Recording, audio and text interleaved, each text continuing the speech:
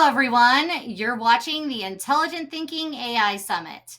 I'm Tiffany Nielsen, and joining me is Dr. Scott Gerard, the Chief AI Officer at Knowledge Reactor. How are you today, Dr. Scott? I'm great, Tiffany. Excellent. And this session is Agentic AIoT, injecting intelligence into our physical world. Scott, before we dive in, can you tell everyone where you're joining from and a little about your background and expertise? Sure. I'm currently in the Raleigh, North Carolina area, and I've had a long career in IT.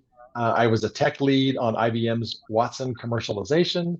I also caught the IoT bug while I was working on an elder care project when I was in IBM research. Now I like to work with clients injecting AI into IoT solutions. And both AI and IoT are both rapidly emerging technologies, as we both know. And I enjoy trying to marry those two things together to marry our virtual worlds and our physical worlds. Excellent. Thank you so much. And Dr. Scott, tell us about the problem with IoT or the Internet of Things that AIoT and agentic AIoT is solving. Sure. Well, I mean, IoT devices are typically just sensors and actuators, and they typically don't have any smarts in them. Now, large language models, LLMs, are great, but they only generate text, and they often hallucinate. Furthermore, there's a lot of traditional AI analytics that produce guaranteed optimal results, but they typically require a more sophisticated development shop to do all of that. And the trick is, how can we marry all of these technologies together to do something really cool? Perfect. Thanks, Dr. Scott. And there are a lot of terms that our audience might not fully understand. So, what is the difference between LLMs, agents, and agentic design? That's a tricky question. There's still a lot of ambiguity around these terms, and I don't think the terms have actually there's not an industry agreement on what exactly they mean precisely. Um, to me, I'm going to give you my definitions I work with, and I think they're pretty good. There isn't really a clear line that separates LLMs and agents, but my position is that we all know what LLMs are. I mean, we've all played with ChatGPT and Gemini and Claude and all the rest of them. But for me, it's autonomy that is the key element that separates LLMs from agents. LLMs are reactive. You ask it a question, you give it a task, it generates something for you, but it's reactive. They don't act on their own. They aren't autonomous. To me, what makes an agent is that it is autonomous. It can sense what's going on, it can decide what to do about it, and then it can act to carry that out, all on its own initiative. So autonomy is the big difference for me between LLMs and agents. So what's the difference between agent and agentic? Agentic is a term that's come up recently. A lot of people are using it. For me, the only real difference here is one is a noun and one is an adjective. I think they're the same idea, regardless, other than that. Thanks for that clarity, Dr. Scott. And how do you go about injecting AI agents into IoT solutions? I kind of look at it as three different architectures, and these aren't, necessarily cut and dried, and there's variations and all that kind of stuff going on. But the simplest one to get started with is just there's one agent and it's one device and they're married together, and that's the entire system that you're dealing with. So first, the agent has to be able to sense its environment, what's going on around it. It uses IoT sensors to do that, to look at its physical environment. The next step is it has to decide what it's going to do about that. There's a couple of ways to implement computational decision making. The one that probably everybody's thinking about right off the bat is these LLMs. That's certainly one way for a computer to make a decision. LLMs are easy to get up and running. You mostly just create a prompt in English. Granted, it's a little more challenging than that, but it's pretty easy to get started. And that's one way to do it, decision making. But another way is to use some of these traditional AI algorithms. And like I said, Some of these algorithms have been around for decades and they can give you guaranteed optimal results. Now, they're a little more tricky to set up, but it's a great way to use decisions depending on what decision you're trying to do. And then last, we need to be able to let the agent act and to do something into the physical environment. Clearly, that's where the IoT devices come in again. We need to run those actuators. Now, most of us don't program LLMs internals directly, but the LLM designers have allowed LLMs to use tools, special tools, right, that you can use that the LLM can talk out to. So we will integrate IoT devices into an LLM by way of a tool. If you're doing some of these traditional algorithms, you're already inside the code writing stuff. And so it's pretty easy to just write a little bit more code, a few more procedures to actually hook those traditional algorithms up to IoT devices. Seems to make sense, but are there any problems in doing this? Oh, yes. The real trick comes because agents are autonomous. Um, and since LLMs can hallucinate, they can make really bad decisions. So those hallucinations and controlling and mitigating them are doubly important. So we're going to have to spend a whole lot more time on guardrails. How can we and where can we put these guardrails in place to make sure that the LLMs don't just run off and do crazy things? And that also means if you're trying to train a system, you're in the beginning, the agent doesn't really know a lot. It's not very competent at doing what it needs to be doing. So, if you were trying to build an agent to drive a car, you don't want to hook it up to real cars in the beginning. You're going to go through a lot of car crashes that are going to damage those cars and potentially other stuff. So you have to be very careful about all this. Doing simulations, training in a simulated environment is a great way to do it. If you crash the car in a simulated environment, nobody cares. You just restart the environment. But also supervised learning, which is a traditional machine learning technique, doesn't really work very well for these because the agent's actions are changing the environment. And so what you end up on the second step is different than anything you may have ever seen before. So you have to take some more sophisticated, clever approaches to training these agents in a simulated environment. And then finally, how do you evaluate whether your agent is doing how well it's doing? Um, Evaluating agentic systems is also trickier, and we don't have time to go into it now, but it's an interesting question all by itself.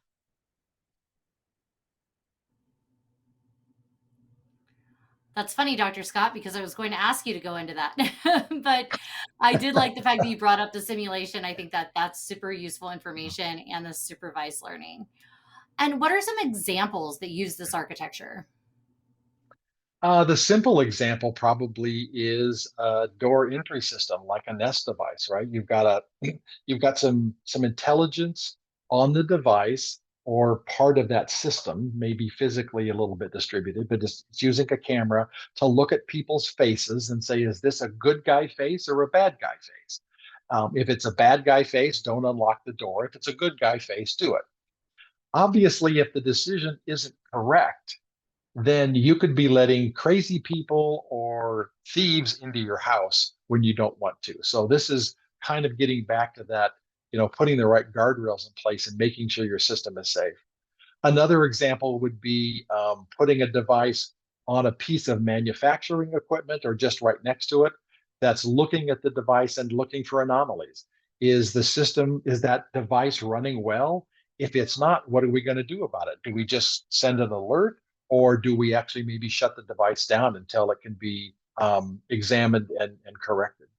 Those are two good examples of things that you can do in this kind of simple architecture. Thanks, Dr. Scott. And that's a nice architecture for some use cases, but it's expected that most businesses and business solutions will incorporate lots of IoT devices. How does that change the architecture?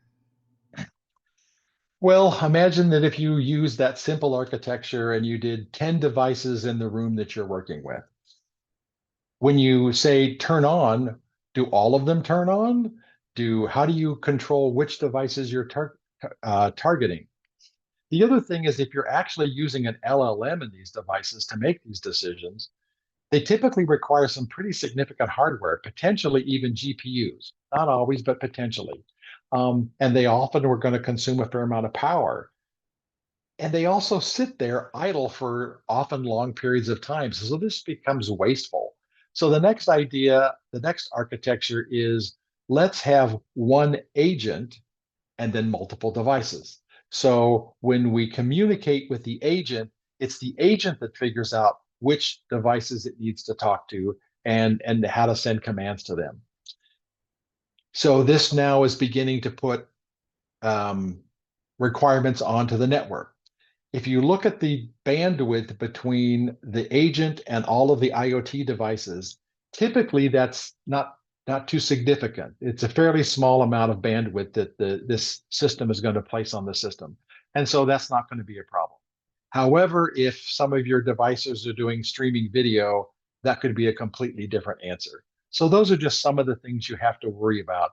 But you want to pull out and have a single central agent that's talking to all of your devices. And Dr. Scott, how would the agent make its decisions? There's it's use case specific, but I think there are two patterns that will help you kind of think through some of this. And they're somewhat similar, but they're often quite different. The two patterns are, first of all, the task of the agent could be agent or a goal achievement. It needs to perform one task, and it may have multiple steps in that, but it has to perform each of those steps in turn. And then once the task is complete, we're done. And we've achieved the goal, end of story. The other one is goal maintenance. This is not the same as goal achievement. The goal is to maintain a goal state or a collection of states that are good enough to be called states, but the device may never complete or it may run for a very long period of time.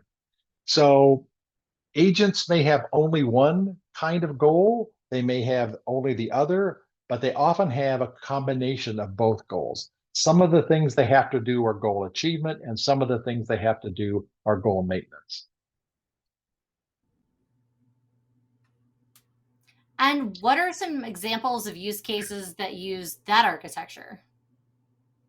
There's a lot of them here. It seems I think it's going to be a pretty common architecture. One of my favorite areas is taking care of elders in their homes. So if we're monitoring the elders to keep them safe over long periods of times, hours, days, weeks, that's goal maintenance. But if you want to have the elder to help the elder to um, dial a phone, change the TV channel, arrange some transportation to a doctor or a friend or a restaurant, that's goal achievement. It's a short term kind of a thing to achieve. If we're talking about autonomous vehicles, we've maybe got a drone like an AWS drone or an Amazon drone that's trying to deliver a package from the distribution center to some client's household, right? Goal achievement is when the drone has to find, when it gets to the customer's area, to find a place on the ground to put the package, all the while avoiding trees and power lines and people and pets and that sort of thing. Goal maintenance is used as the drone flies from the distribution center out to the customer and back. It's got to keep the drone on its proper flight path. It's got to account for winds. It's got to account for obstacles, that sort of thing. Then, if we're doing agriculture, autonomously harvesting a crop, that's goal achievement.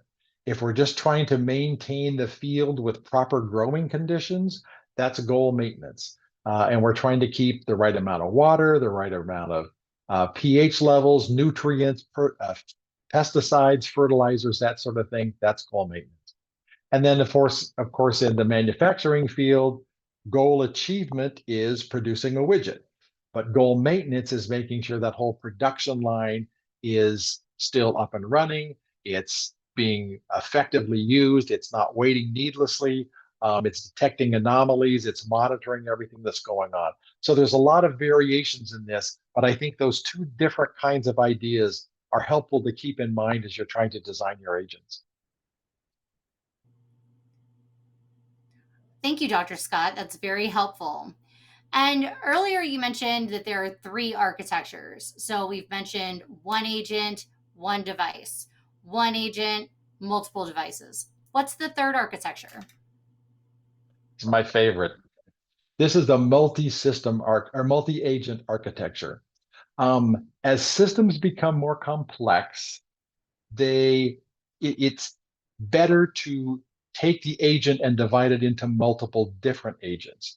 And you give each agent a specific task to perform, a specific set of functions to be in control of, and then you organize the agents to work together to have them work together and coordinate and do what needs to get done.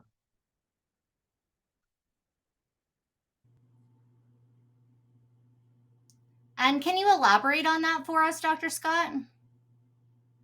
Yes. A little bit of hand waving here, but some of the agents that you might have in place here are a manager agent, and this agent's job is to coordinate the action of all of the other agents and to make sure that the task actually gets done. You might have a user interface agent that's specifically focused on communicating with the users. And now we definitely probably want to use an LLM here because we need to communicate in natural language with the users, either through text or through audio or maybe even hand gestures or whatever. But we need to communicate with the user. Let's put that in one particular place in the system. Vision agents need to look at what's going on, and they're typically going to be using traditional non-generative vision systems like convolutional neural networks, CNN.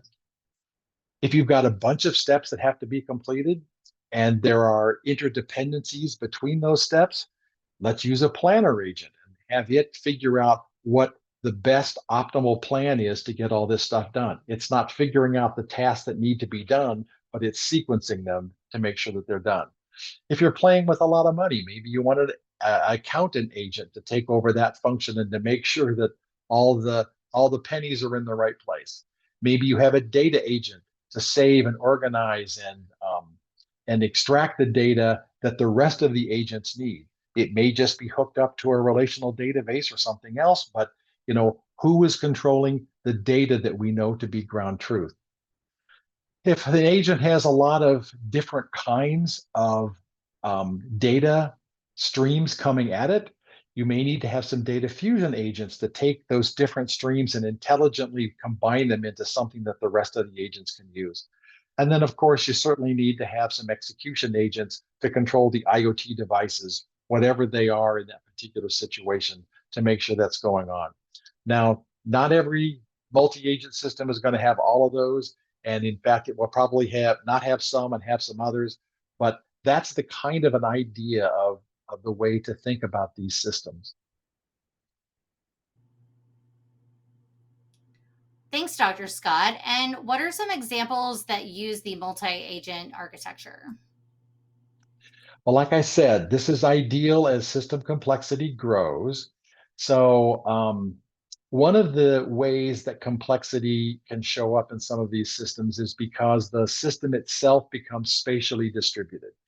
And so, if that's the case, you may need to also include some graphical analytics and algorithms to help you understand how things are moving through the space here. Um, One of the ideas is to use agricultural fields, right? A farmer's got a bunch of fields, a bunch of sections of those fields. They all need water, they all need fertilizer and pesticides. How do you organize those things together? You need to have multiple different agents attending to different parts of that problem. If you have an environmental situation, let's suppose you've got an IoT sensor that's measuring the height of water in a stream at a particular point, and you've got a lot of these sensors over the entire river system. And this could be as big as a city, a county, a state, maybe even bigger. You want to understand how the water upstream is flowing downstream. We've seen recently how some, really large um, flood situations can be very damaging, and it would be good to get as much lead time awareness of what's going on. So that's a distributed system. There's a lot of moving parts. How do you do that? And then finally, supply chains. Supply chains are typically very distributed geographically, sometimes around the entire planet. How do you understand what's going on in your supply chain? You need to bring in some of this, multi-agent design patterns to understand what's going on, and then to control some of the things that are happening within it.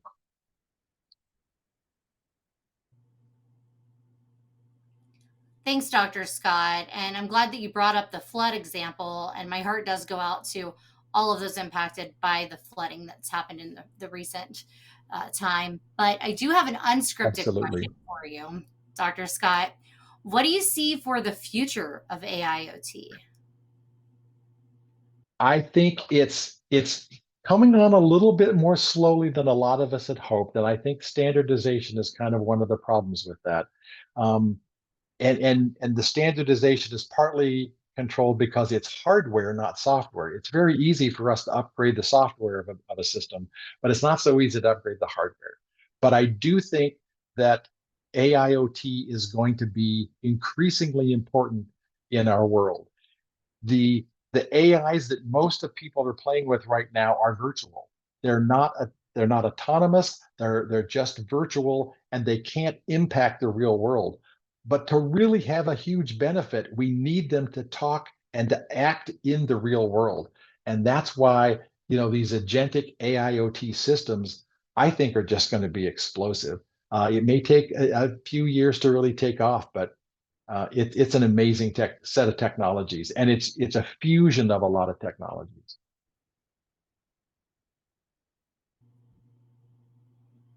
Thanks, Dr. Scott. I know I surprised you with that question, but you handled it well. And how can people find out more about these topics? Well, I have a white paper that goes into some of more of these topics, and you can find that here on the site. And I hope you understand that I love talking about this kind of stuff and to working with these kind of things. So if you have some business problems that seem to be relevant to this and you want to talk about it, I'd love to chat with you. We can talk about sensor processing techniques. We can talk about traditional AIs, generative AIs, data fusion techniques, simulations, agentic evaluations, training for these simulation systems, all kinds of stuff. If you're interested, please don't hesitate to reach out.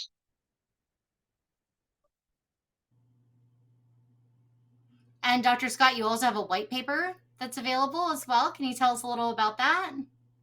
It's a more in-depth version of kind of our presentation here today, and I hope that people will take a look at it because I've tried to put we have kind of a short time here, Tiffany, and I had more things that I wanted to say, so that's what the white paper is about, and you can find it here on the site.